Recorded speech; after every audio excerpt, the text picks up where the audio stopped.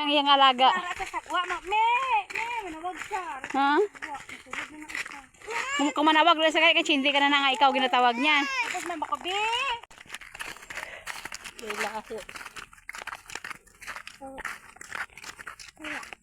Kundin nga agiya mo, dito man yati ilo ah.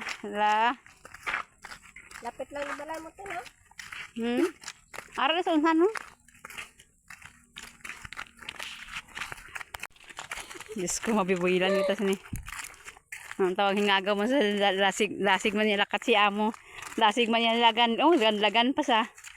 Kung madlagan na isa.